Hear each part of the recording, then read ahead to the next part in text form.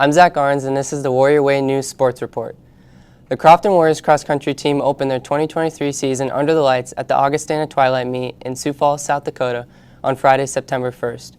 Due to the excessive heat, all the races held at Yankton Trails Park were moved back.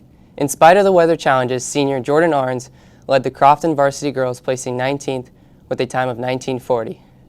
Following her for Crofton were sophomore Sophia Wertman in 167th, junior Riley Arns in 189th, and senior Elizabeth Wertman in 227th. For the Crofton varsity boys, two lone runners, senior Zach Arns and sophomore Charlie Steffen, ran the 8:10 p.m. race under the lights at the Twilight Meet. Steffen led the Crofton boys, placing 312th with a time of 19:44, and Arns finished it up in 361st with a time of 20:33.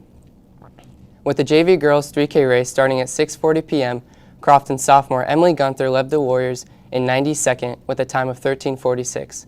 Following her were freshman Madeline Bushcamp in 194th, senior Jenna Jackson in 195th, freshman Elizabeth DeRoos in 244th, sophomore Pamela Dennis in 286th, freshman Brooklyn Gunther in 302nd, and freshman Olivia Walter in 315th.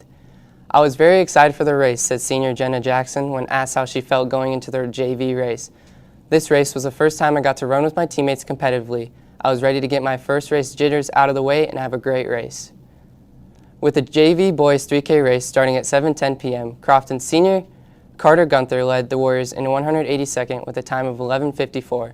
Following him were junior Grant Schieffer in 205th, freshman Darren Babcock in 250th, senior Edison Sudbeck in 262nd, and sophomore Tyler Barnes in 280th. Next up for the Warriors is the Norfolk Catholic Invitational JV varsity race set for Friday, September 8th at Skyview Lake Park in Norfolk, Nebraska. What a comeback. The Lady Warriors played Cedar Catholic Tuesday, September 5th and started their first set off with a banger, blowing the Trojans out of the gym 11-25. Crofton continued to keep their energy and fight their way through the next two sets, 25-22, 25-20. Sweeping Cedar and forcing the D1 state champs to a loss. Sophomore J.C. Jansen had 8 kills and senior Caitlin Gunther had 3 aces. Sophomore J.C. Jansen stated, "We really just played together as a team. There wasn't really one player that stood out." The Warriors will play Saturday, September 9th in a tournament being held in Boone Central. The D1 Crofton Warriors overcame the D2 Bloomfield Bees 16-2 on the road in Bloomfield on Friday, September 1st. In the first quarter, the Warriors had early success running the ball.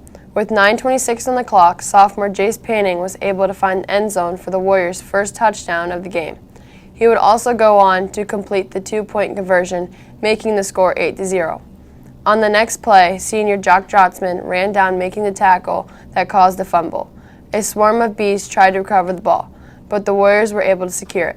In the second quarter, the Warriors had a miscue, which turned into 2 points for a Bee safety. The score was 8-2. That would be the only score Bloomfield would be able to find that night. After halftime, both teams took the field in hopes of improving on the offense side of the ball. In the middle of the fourth quarter, with the score still the same, 8-2, junior Wyatt Tramp was able to break free and run for a touchdown with 6:07 left in the game. He also punched in the 2-point conversion, which made the score 16-2 in favor of the Warriors. That touchdown would be the final score of the game. This week's offense player of the game was Panning with 80 rushing yards.